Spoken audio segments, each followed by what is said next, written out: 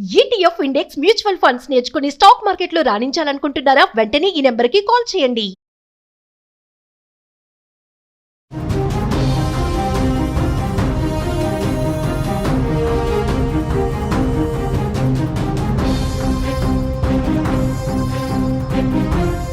నమస్తే, welcome to our channel. ప్రస్తుతం మనతో పాటు ఉన్నారు అనలిస్ట్ రామకృష్ణ గారు. సార్తో మాట్లాడదాం. నమస్తే సార్. నమస్కారం అమ్మా.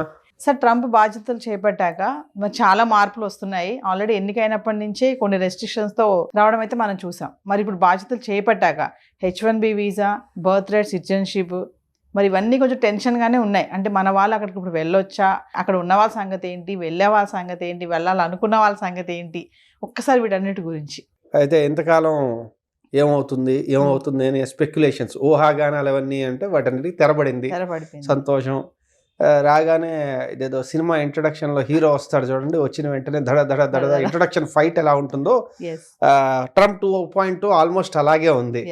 ఎగ్జిక్యూటివ్ ఆర్డర్స్ పైన అసలు ఒకసారి దడ దడ దడ మీరు ఆ వీడియో కానీ చూసారంటే వాడు వచ్చి చెప్తాడు, ఇదిగో ఇది ఇలా ఉంది అంటే అంతే కదా, అసలు ఇది ఎందుకు ఉంది, ఇప్పుడు పోయింది, వెళ్ళిపో అని చెప్పేసి ఆయన చాలా అదే చెప్పే కదా, సినిమా ఇంట్రొడక్షన్ ఫైట్ ఎలా ఉంటుందో అలాగే ఎగ్జాక్ట్లీ అయింది. పొలిటికల్ ఇంట్రొడక్షన్ ఫైట్ అనమాట ఇది. సో ఆయన చాలా క్లియర్ ఉన్నారు, నేనేమనుకుంటున్నాను అన్నీ నేను చేస్తున్నాను లేదా చేసి చూపిస్తున్నాను అన్నట్టుగా ఆయన స్టార్ట్ చేశారు. ఇందులో భాగంగా అదేదో అంటారు చూడండి, ఏ హీరో విలన్ కొట్టుకుని మధ్యలో కమెడియన్ చంపేసినట్టుగా ఆయన ఇచ్చిన ఎగ్జిక్యూటివ్ ఆర్డర్ అంతకుముందంతా ఆయన చెప్పింది ఏంటి, ఇల్లీగల్ ఏలియన్స్, ఎవరైతే అక్రమంగా ఈ దేశంలోకి వచ్చారో వాళ్ళని వెళ్ళగొడతాను, వాళ్ళ పిల్లలకి బర్త్ రైట్ సిటిజన్ చెప్పి ఇవ్వను అని ఎప్పటి నుంచో చెబుతున్నారు. సడన్గా ఎగ్జిక్యూటివ్ ఆర్డర్కి వచ్చేసరికి దాని ఇవి మారిపోయాయి, టర్మ్స్ ఆఫ్ రెఫరెన్స్. ఆయన ఏమంటాడు, ఇప్పుడు ఇద్దరిలో ఎవరో ఒకళ్ళు సిటిజన్ అవ్వాలి, ఇది మన తల్లిదండ్రులు ఎవరో ఒకళ్ళు సిటిజన్ అవ్వాలి, లేదా గ్రీన్ కార్డ్ హోల్డర్ అవ్వాలి, లేకపోతే బేసిక్గా అక్కడ వీసాదారులుగా ఉంటారు, వాళ్ళ పిల్లలు అలా ఉంటారు, they are still aliens only. అంటే మన ఏలియన్స్ అంటే ఆ సినిమాలో కాదు, బేసిక్గా వాళ్ళ టర్మ్ వాడతారు అనమాట. అంటే ఈ దేశపు నాగరికులు కాదు, పౌరులు కాదు, కాబట్టి వాళ్ళకి ఒక సిటిజన్కు ఉండే రైట్స్ ఇవి ఉండవని అర్థం. కాబట్టి ఇది మనం అర్థం చేసుకోవాల్సింది. ఇది చాలా పెద్ద షాక్ అనుకోవచ్చు. ఎందుకంటే కొన్ని లక్షల మంది గ్రీన్ కార్డ్ లైన్లో ఉన్నారు. సో మరి వీళ్ళందరి పరిస్థితి ఏంటి? ఎందుకంటే ఇప్పుడు ఇది చేసిన వాడు గ్రీన్ కార్డ్ ఇంకా కష్టతరం చేయడం అయితే నమ్మకం లేదు కదా, చెప్పలేము దాని మీద ఏం ఆర్డర్స్ వస్తాయో అది. సో అందువల్ల అదొక చాలా పెద్ద డైలమా ఉంది. రెండోది, బర్త్ రైట్ సిటిజన్షిప్ ఏదైతే ఉందో దాన్ని కరెక్ట్గా మనం చూసామంటే February 20వ తారీఖు నుంచి అమల్లోకి వస్తుందని చెప్పాడు. అయితే ఈ లోపల చాలామంది చెప్పింది ఏంటంటే ఇది జరిగే ఛాన్స్ లేదు, చాలామంది ఆల్రెడీ కేసులు వేసేసారు సుప్రీంకోర్టులో, ఇది అన్కాన్స్టిట్యూషనల్.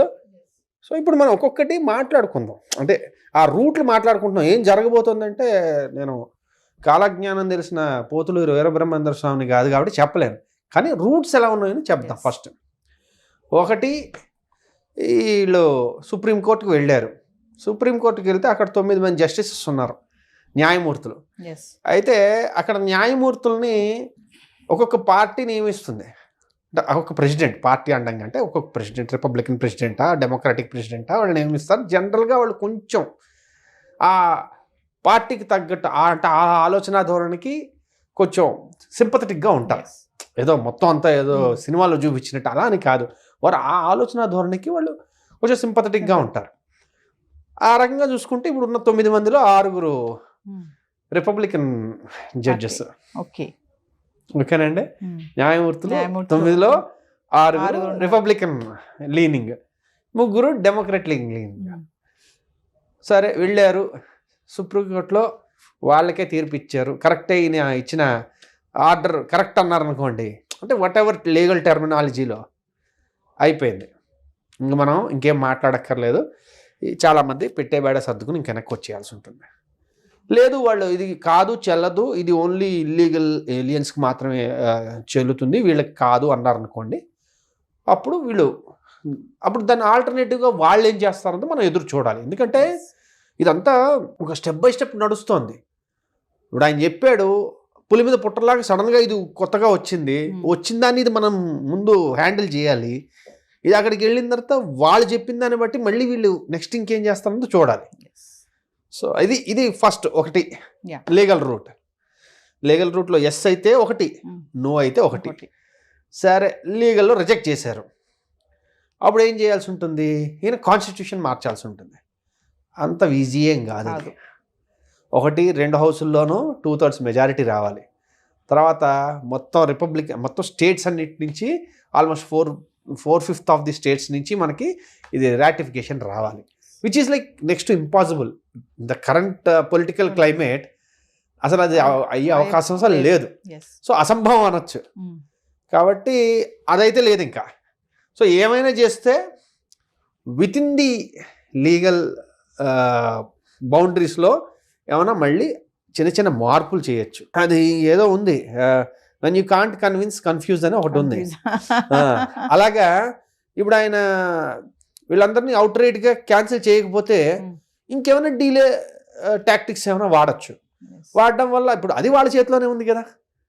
ఇప్పుడు నేను దాన్ని ఏమంటారు, సిటిజన్షిప్స్ ఇచ్చేసాను, కానీ ఇలాంటి సిటిజన్స్కి ఇలా ఉంటుంది, మా సిటిజన్స్ ఇంకోలా ఉంటుందని ఇంకేమో తీసుకురావచ్చు. వాళ్ళు ఏవో బోల్డ్ ఉంటాయి వెరైటీస్. సో కాబట్టి ఎగ్జిక్యూటివ్ ఆర్డర్ ఏదైతే ఉందో దాని తాలూకు ఇంపాక్ట్ అనేది మనం మళ్ళీ వెయిట్ చేయాలి నెక్స్ట్ స్టెప్ కోసం. ప్రస్తుతానికైతే it's like very very dicey situation. చాలా కొంచెం అనిశ్చితత చాలా ఎక్కువ ఉంది. అందున ఆ దేశంలో అక్కడ స్థిరపడాలని అనుకున్న వాళ్ళందరికీ ఇది నిజంగానే చాలా పెద్ద శరాఘాతం.